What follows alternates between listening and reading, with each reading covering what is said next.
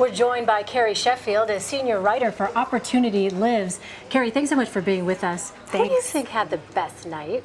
I think overall that Rubio really stood out, and he's had very strong performances. I think my top three, rounding it out, I would say Carly Fiorina had a strong night.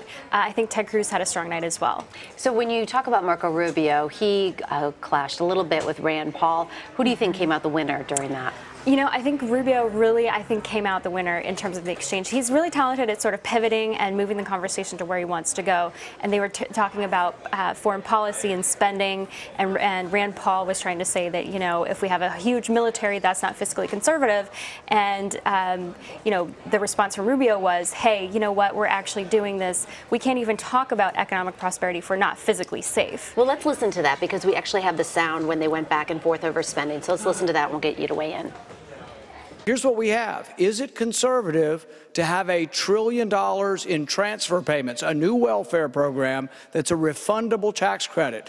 Add that to Marco's plan for $1 trillion in new military spending, and you get something that looks to me not very conservative. I know that Rand is a committed isolationist. I'm not. I believe the world is a stronger and a better place when the United States is the strongest military power in the world. So is the spending issue a GOP battle line?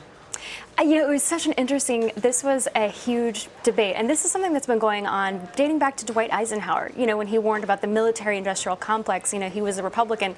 This has been an internal battle. You know, do we have peace through strength, and what does that mean in terms of the size of the budget for defense? So I thought it was a really telling exchange in terms of this ideological battle within the Republican Party for decades. Yeah, I'm sure we'll be hearing a lot more about that. I want to ask you about Jeb Bush, because interestingly, he didn't really go after Marco Rubio. In fact, the two kind of just sort of stayed away. I mean, was that enough for Jeb Bush, who, you know, some people said, look, he had to knock it out of the park in order to stay alive here? I mean, so the word on the street is that, you know, he did enough to stanch the blood flow. He did enough to stabilize things, but he wasn't head and shoulders above the rest. So in that sense, you're right, he didn't knock it out of the ballpark, but I think it was his best performance out of all the debates so far.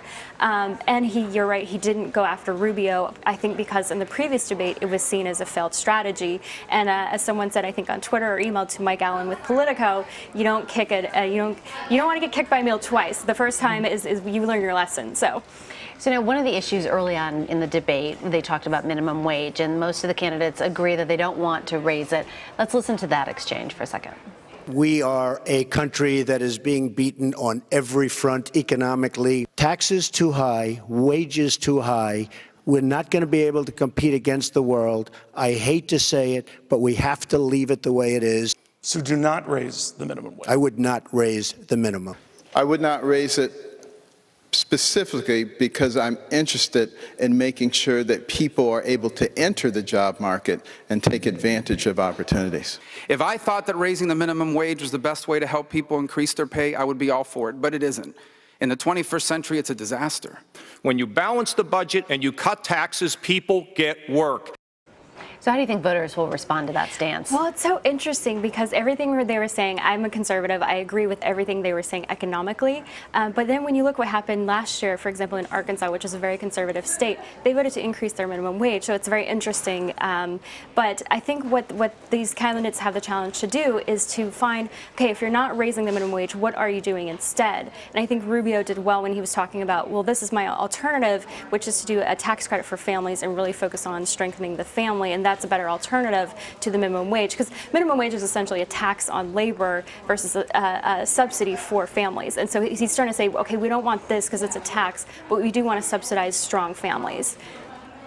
All right, Carrie Sheffield, thank you so much for joining us. Appreciate it. Thanks. Good to be here.